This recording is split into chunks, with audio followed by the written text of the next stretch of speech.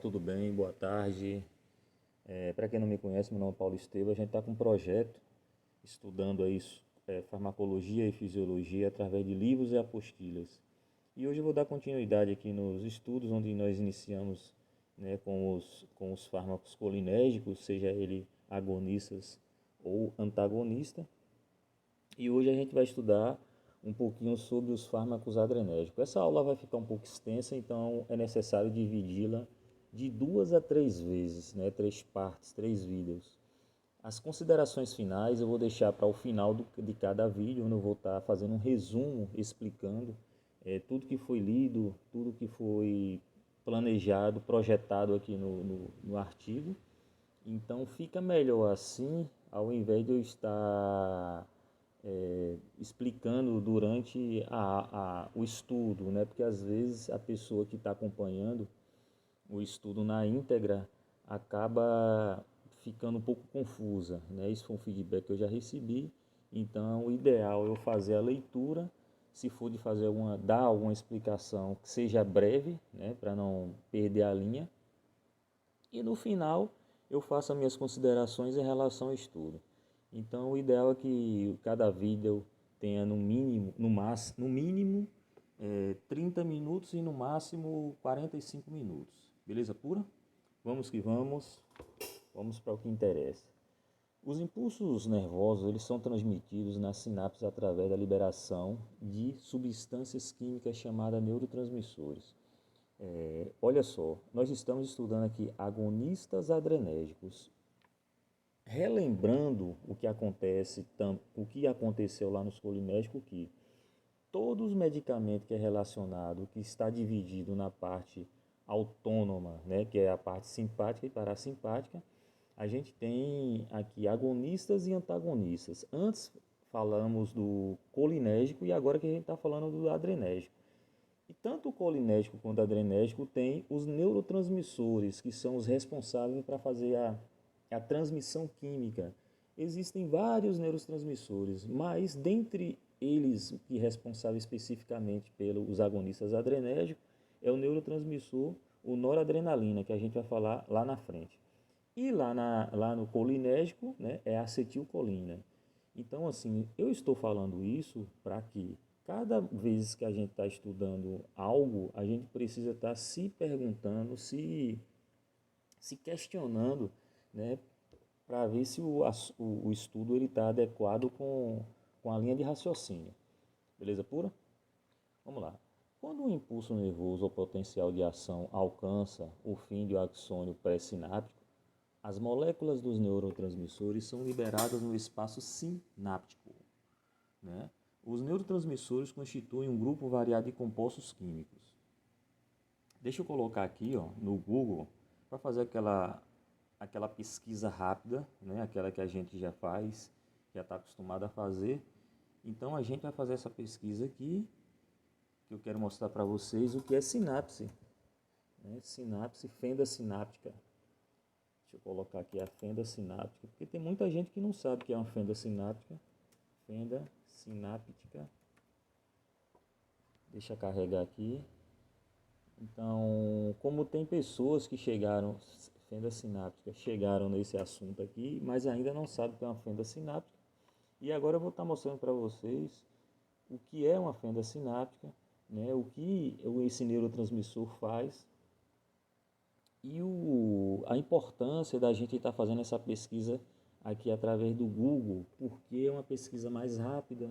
Claro que se você tiver um livro, né, o ideal é você olhar pelo livro, mas aqui é uma pesquisa rápida. Aqui não é nada para você ficar lendo, né, se debruçando. Aqui, olha só, você está vendo essa figura aqui?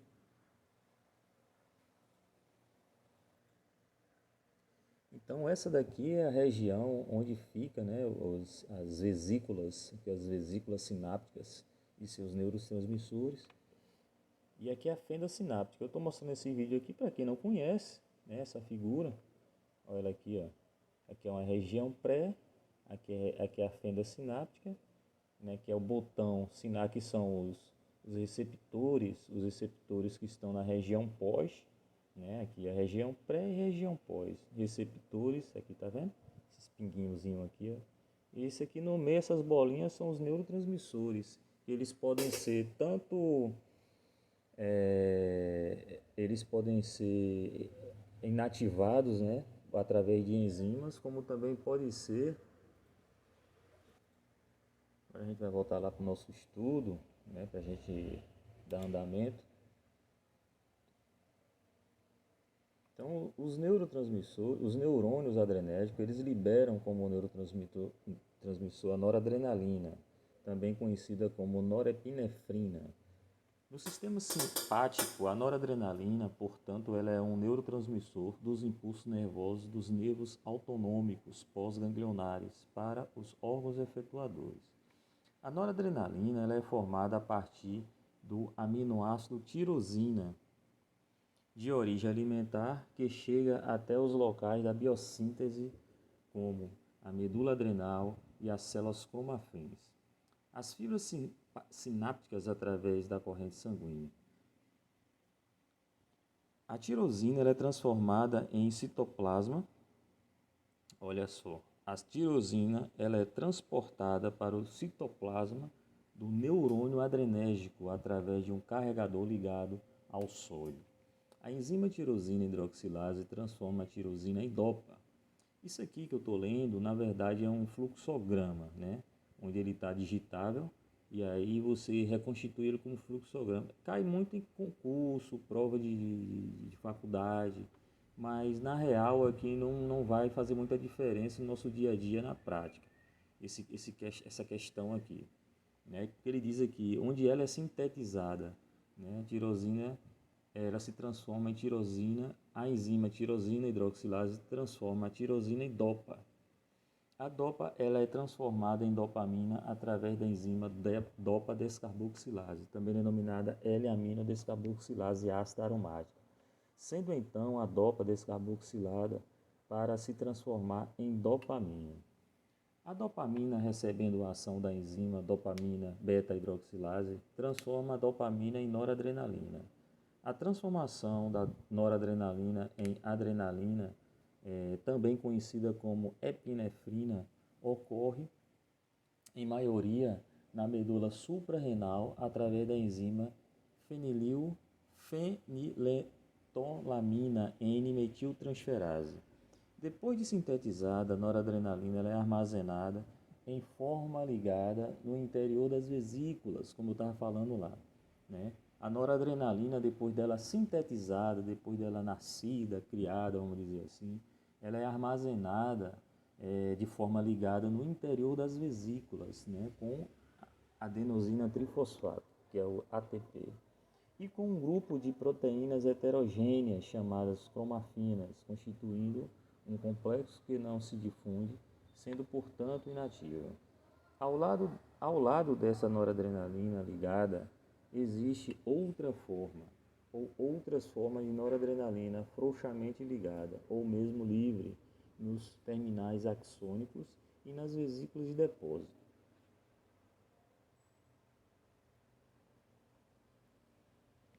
As vesículas pré-sinápticas, que armazenam a noradrenalina, se concentram principalmente no terminal adrenérgico.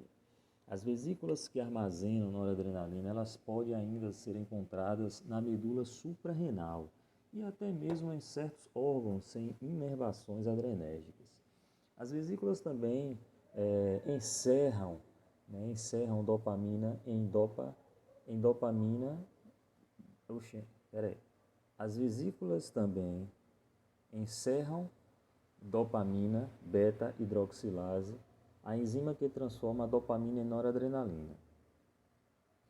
Depois que interage com seus receptores situados na célula pós-sináptica, você lembra que eu coloquei aqui, ó, agora há pouco? Tá vendo aqui? Deixa eu aumentar aqui. Deixa eu ver aqui, peraí. Deixa eu dar um zoom aqui para a gente de fato compreender a situação aqui. Entendeu? Aqui, olha só. Isso aqui, né? Isso aqui é a mitocôndria, onde ela diz que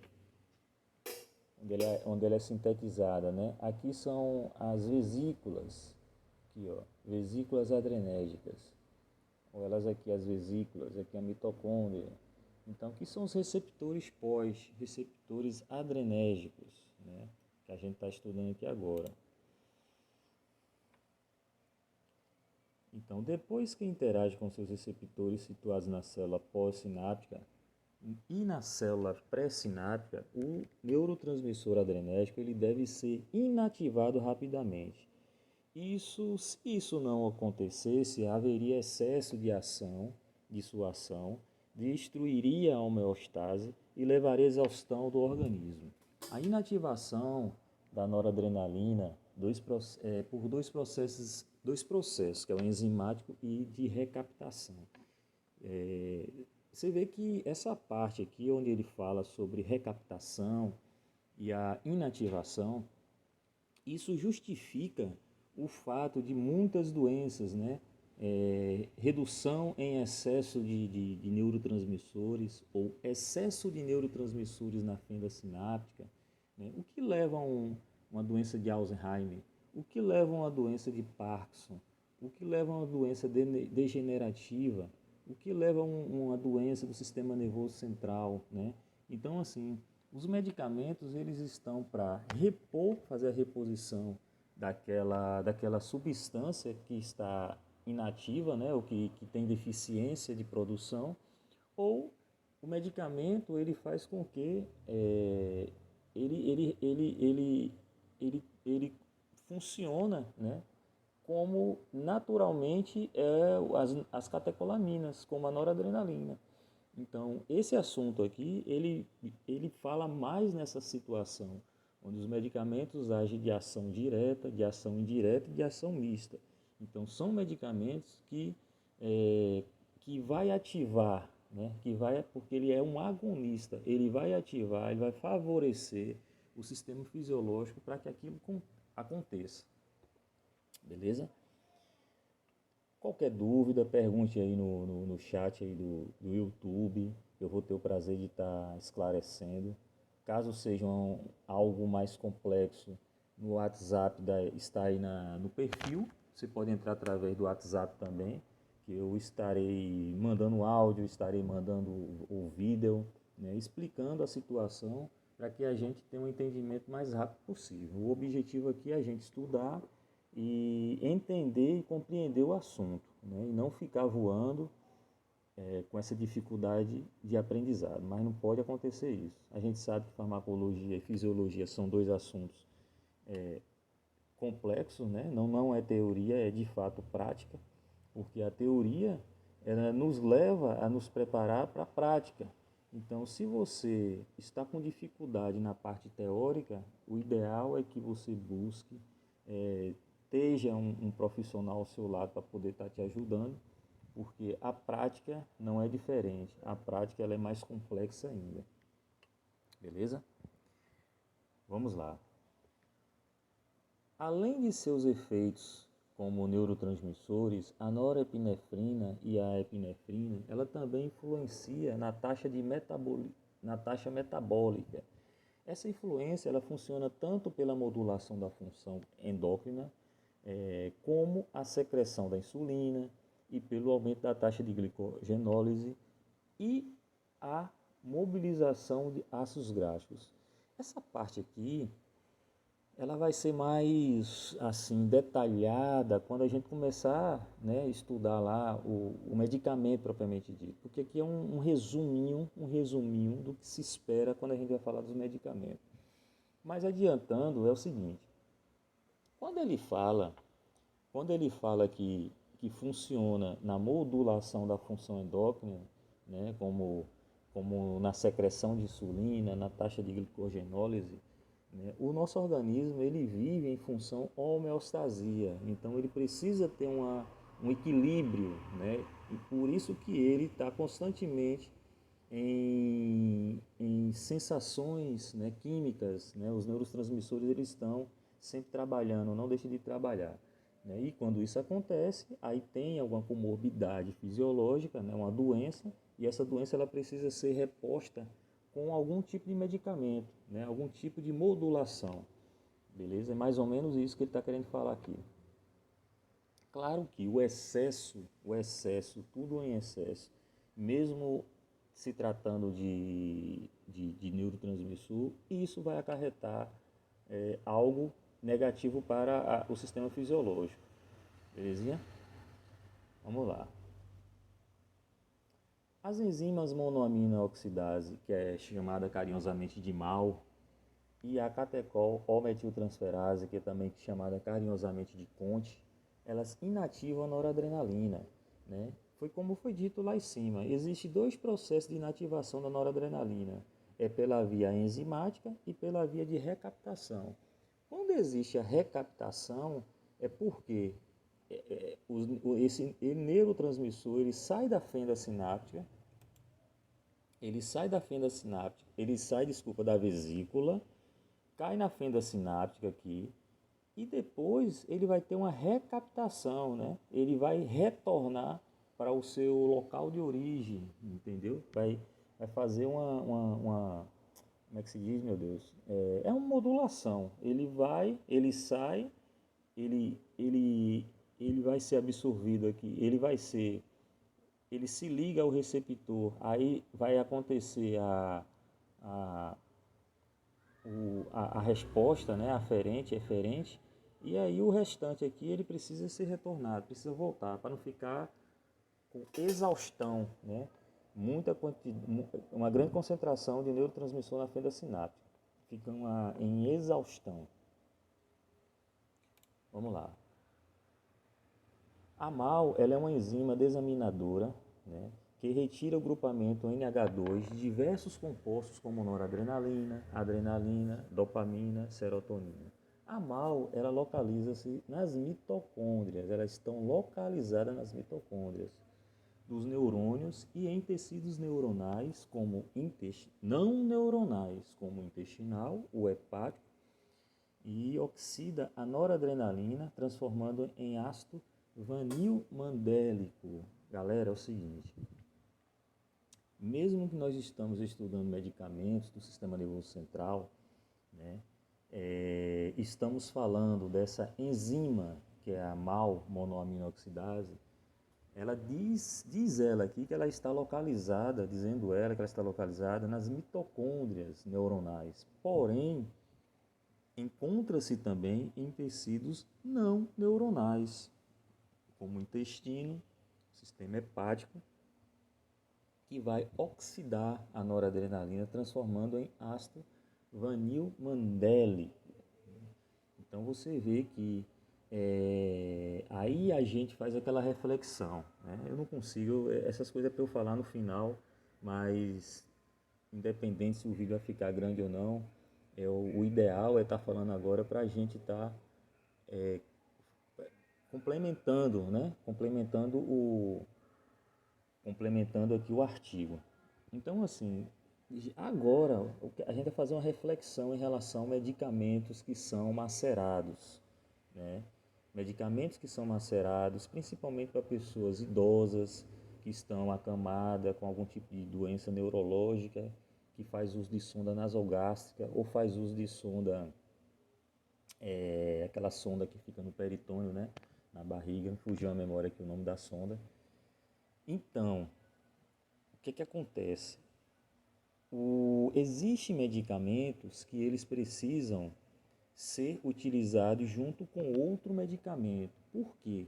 Ao utilizar um medicamento que ele precisa fazer o efeito lá no sistema nervoso central, é só que no percurso, né, na absorção, esse medicamento ele acaba sendo inativado por algumas enzimas. E uma delas é justamente a MAO, porque ela está localizada no intestino, né, e no sistema hepático.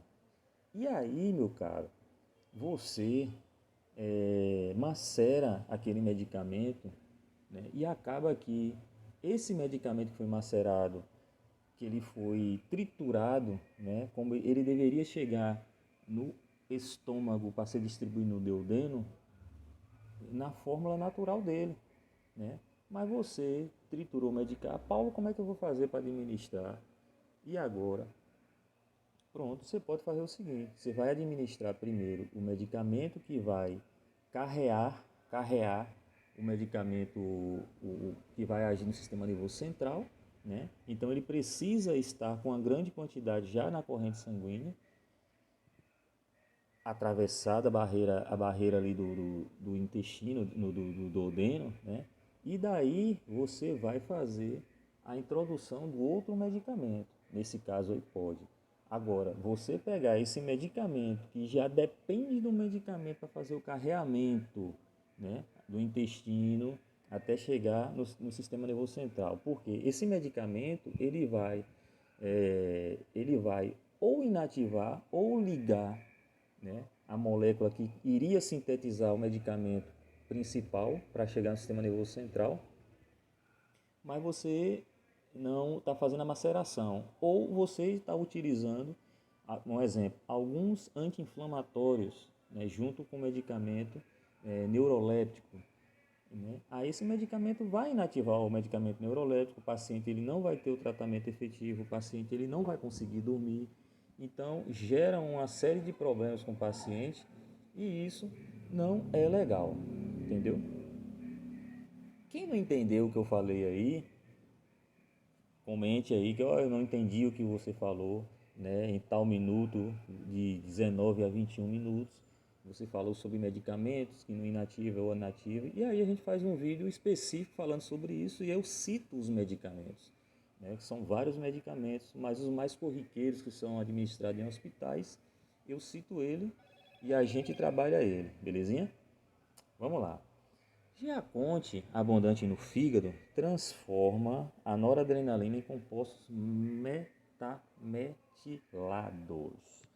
Então, ó, metanefrina e norepinefrina. A conte, ela regula principalmente as catecolaminas circulantes, né? As terminações nervosas adrenérgicas, têm a capacidade também de recapturar a noradrenalina através da fenda sináptica,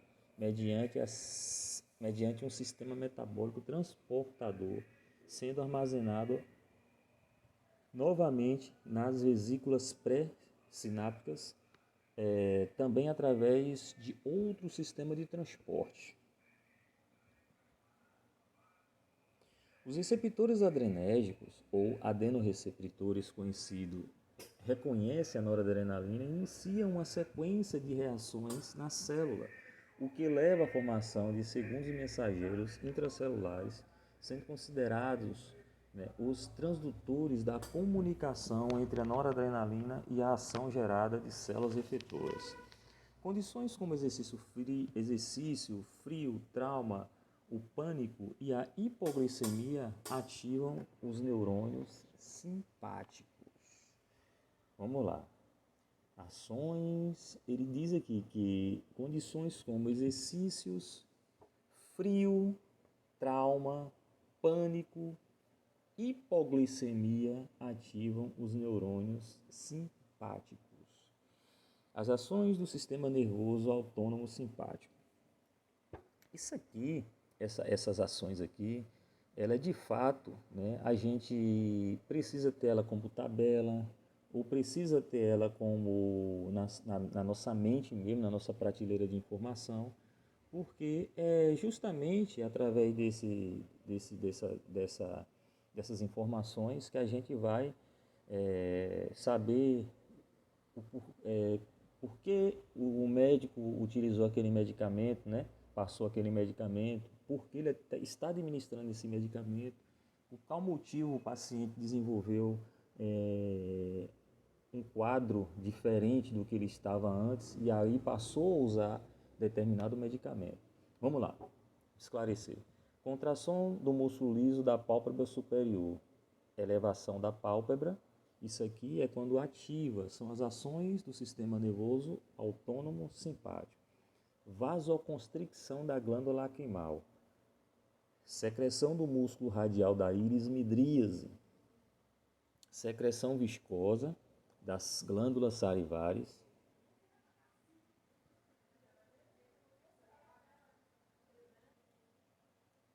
aumento da frequência cardíaca, relaxamento dos músculos lisos dos brônquios, broncodilatação,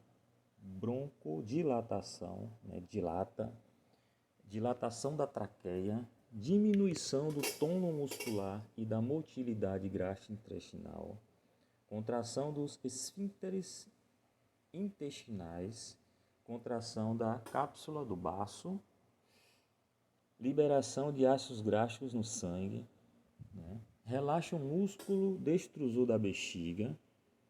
Aí, ó, quem não sabe o que é um músculo destrusor da bexiga, vamos lá, faz uma pesquisa rápida.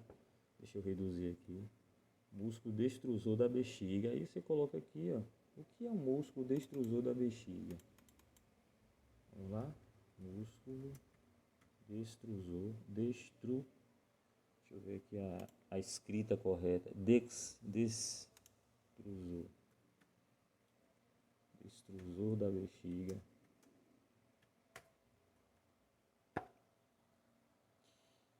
Músculo destrusor da bexiga. Aqui, ó. É esse músculo que ele está falando, né? Olha ele aqui, o músculo. Olha ele aqui em verdinho. Ficou mais fácil.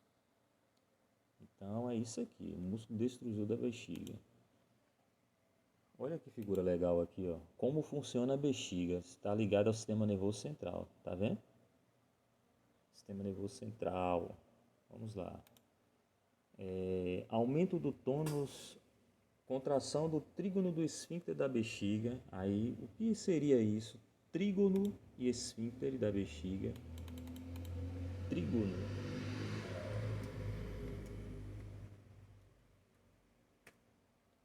Esfíncter da bexiga. O que seria o trígono? Aqui, ó. Deixa eu botar uma figura aqui mais clara, tá um pouco escuro. Deixa eu colocar aqui assim, pera aí. Um momentinho, já tá acabando, já estamos acabando, chegando aos 30 minutos, trígono na bexiga. Ou vesical, né? Trígono da bexiga urinária.